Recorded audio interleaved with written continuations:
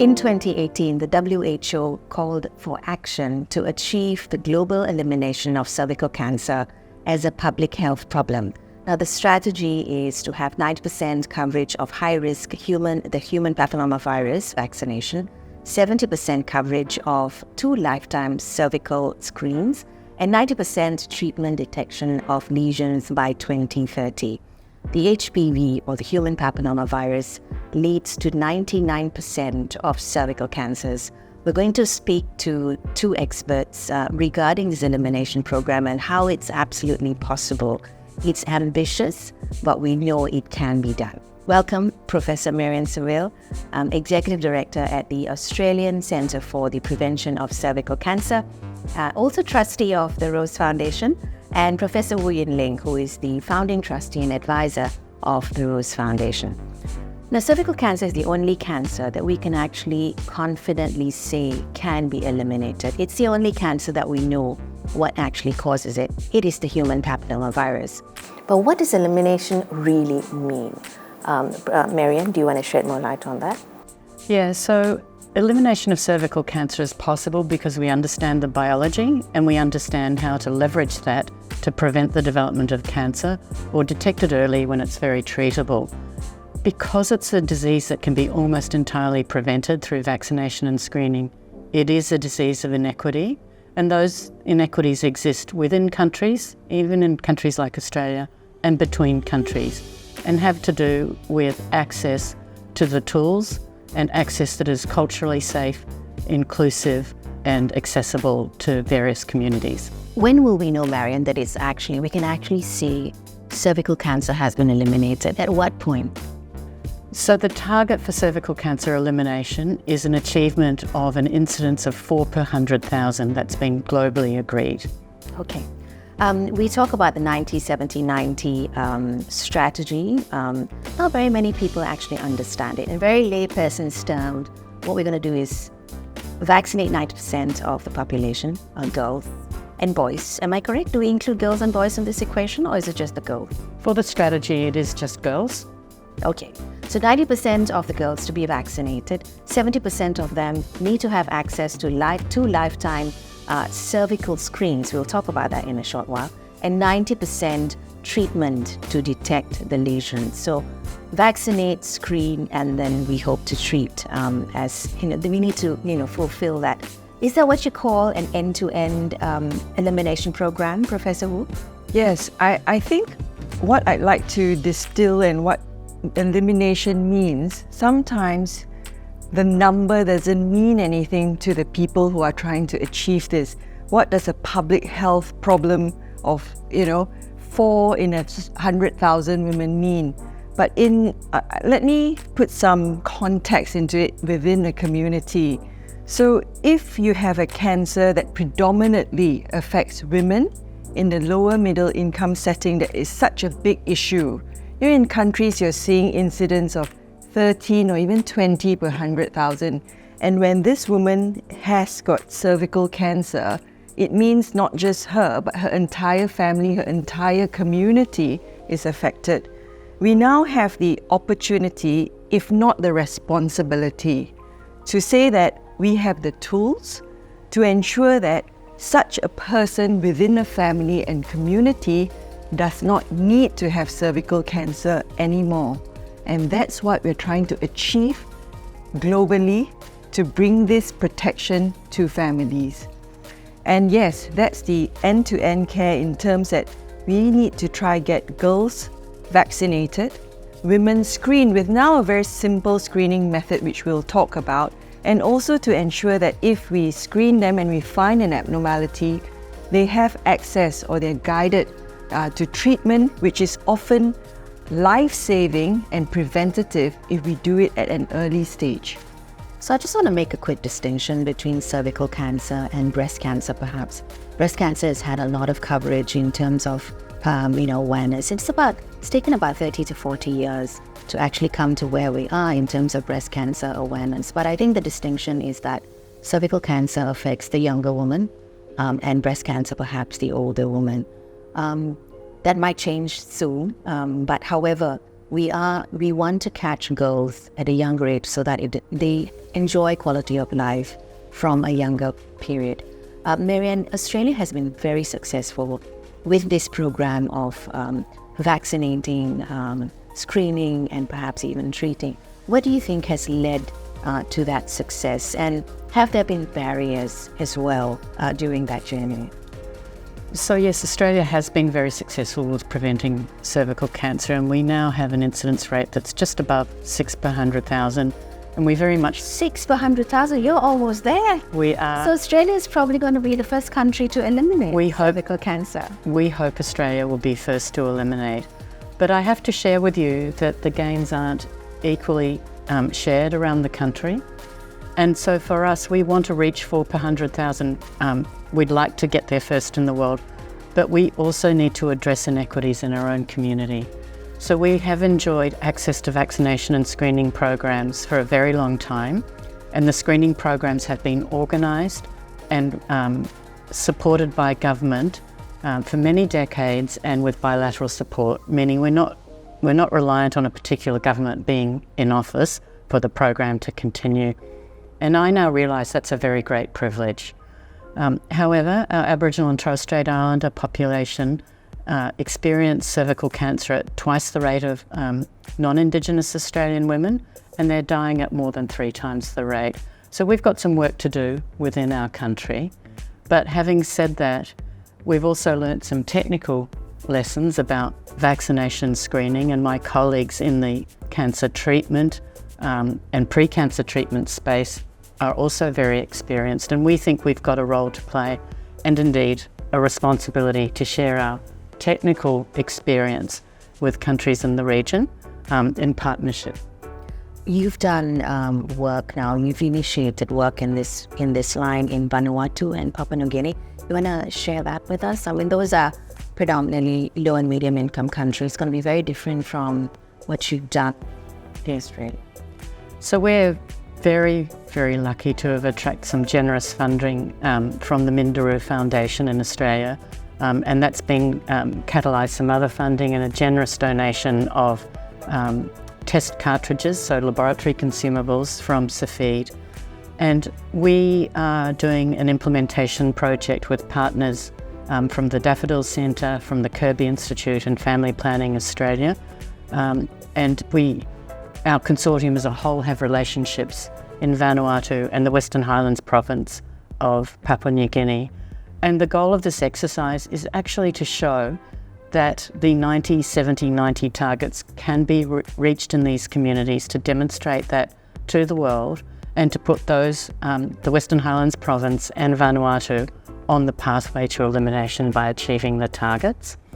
These are very challenging environments, and there are some very talented people within Papua New Guinea and Vanuatu who we're partnering with. And of course, while we bring some technical expertise, we also learn from our partners in those countries about what will work in their setting and how to undertake, particularly the screening piece of it. We're not experts in their communities, and so this is very much a partnership. Which is what you're bringing to the table with the Rose Foundation. Which brings me to Professor Wu Yinling, who's initiated founding trustee and advisor to the Rose Foundation. Professor Wu has been instrumental in getting this 90-70-90 sort of elimination program. She's got big hopes that we will be able to achieve it someday in Malaysia. However, you're specifically looking at the screening aspect, which is the 70% coverage of the 2 lifetime cervical screens. You want to share, where does Malaysia fall into this ecosystem, Professor Wu? How far do we have to go when we can actually say we are heading there? I mean, Malaysia has been very progressive. We included the vaccination program as part of our national immunization program in 2010. We've done extremely well, of course, with some disruption during the pandemic over the 2 or 3 years, but I'm very sure we'll be back on track with vaccinations. However, we need to move further to the 70% part of the screening and then treatment after. So what's that journey been, and how far do you think we are from eliminating cervical cancer? I think we have been very fortunate as a country to have such a good school-based vaccination program. And just a little bit about the vaccination program. I know many countries have challenges, real challenges with finances, with costs, with registries. I think the success story of Malaysia is that we pushed out a very successful national vaccination program in schools. And while we don't have registries to show that the impact of vaccination in terms of disease, what we have shown in Malaysia is that with a 10-year vaccination program, we've managed to bring down the HPV-causing virus by lowering it by 92%.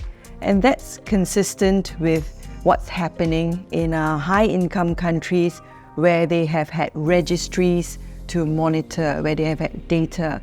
But through our small efforts, we've shown that as an investment case that's very worthwhile. And I think this is a message that's very important for lower middle income countries to know that with vaccines, you can also achieve a lot. But we must remember there's a generation that has not benefited from vaccines where cervical screening is going to be extremely important and life-saving.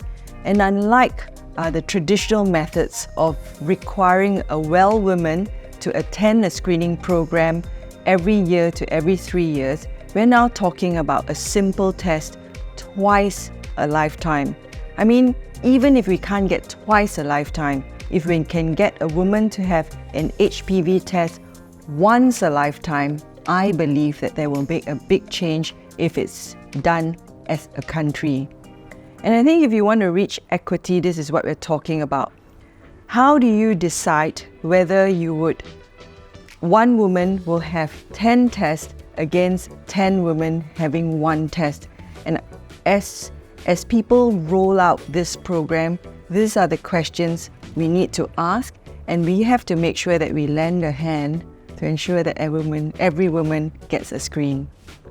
I think in the context of cervical cancer, I think even in just health in general, I think we should stop using the word cost and sort of use the word investment instead. And I think it changes your entire outlook of health and how it's going to benefit a country or society. So you spoke about pap smears versus a HPV test. Do you want to just share with us what the difference really is? I look at it as the HPV test as the PCR test because that's what we were all exposed to during COVID, right? So that's the difference that we're looking at. So what's the difference? How best would you describe the difference? Let me talk about the cost first because I have some Malaysian information about the investment. Yeah. So in the setting of our Ministry of Health, how much do we pay to treat an advanced case of cervical cancer? In terms of radiotherapy, when we look at the cost, excluding the loss in opportunity, you're talking about something like 76,000 ringgit to treat a case, to treat a patient. If you're talking about prevention measures where you have a early disease discovered and you treat that, that's 800 ringgit. So I'm translating your investment in a screening test that would really remove the emotional and physical consequences and also putting a dollar and cents to it, 800 ringgit versus 76,000 ringgit in terms of a Ministry of Health treatment. So when we talk about cost of pap smears and HPV tests, one of the first things when we talk to clinicians and doctors, they say, a PCR test is extremely expensive compared to a pap smear, which can be 400 times cheaper. But when you take a woman in her lifetime and you talk about how effective the test is in detecting an abnormality, this is where HPV test becomes way superior. So if I did a pap smear just once in a lifetime, I have a 50% chance or probability, what we call sensitivity, of detecting a problem when there is one. if I use an HPV test that's accurate, I have greater than 90% chance of detecting an abnormality when it's there. So you're talking about the sensitivity or the how well the test predicts an abnormality when the woman has that test. We have, I don't know whether you want to call it cultural issues or just very personal issues when it comes to doing pap smears, or even acknowledging that many people don't even understand what cervical cancer really is. And one more, that a virus actually affects a woman and can cause cervical cancer. How would you best describe that in Malaysia? I think we have lots of work to be done. I've always believed that the tools that we have are there, but it's the communication of how we use the tools, the taboo, the stigma that's associated with the communication that needs a lot of work, significant work. Women already face quite many different pressures in their lifetime. Even with breastfeeding, throughout a woman's reproductive life, they have to deal with significant stigma and challenges. And when you add on an issue of a potential virus, a sexually transmitted infection that may put someone at risk of cancer, and a test, the pap smear, that is highly embarrassing and it's very uncomfortable to a woman, I think there's many, many barriers we need to overcome.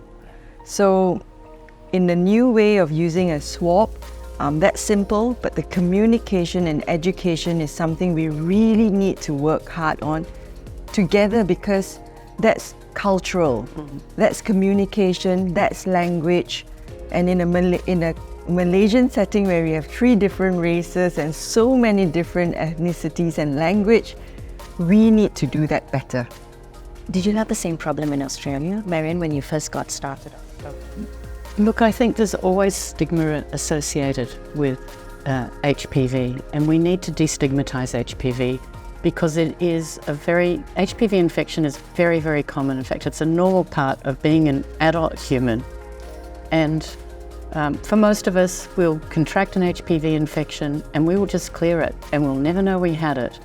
But it's when infection with the cancer-causing types becomes persistent that then you can have a problem that leads to pre-cancer. So I think it's really important that people understand that this is a normal thing and they're just unlucky. It says nothing about who they are, what their choices or behaviours might be, and we really need to destigmatise this. But I would say that our old pap smear program was very successful in reaching most people in our community, but there was a hard core of people that never had a screen, that we were never going to get screened when we used a speculum. And so the opportunity of self-collection, which is now available in Australia for everybody participating in the screening program, is really, we can see the first shoots of this working through to really get to the people who we haven't ever been able to screen before, because it's overcoming the discomfort barriers, the embarrassment barriers that are associated with a pap smear and a speculum exam. It's not everything, but it's making a huge difference. And I think we also have to accept that not all women may be comfortable holding a swab themselves and performing a self-collection. We're not saying that we will replace that. There will be individuals who would prefer a physician, a healthcare professional, to insert a speculum, have a look, and then take a sample for HPV testing. So I think programmatically what we need to convey is that we have different ways to screen as long as it's comfortable for the individual woman, a patient or woman-centered way of offering screening.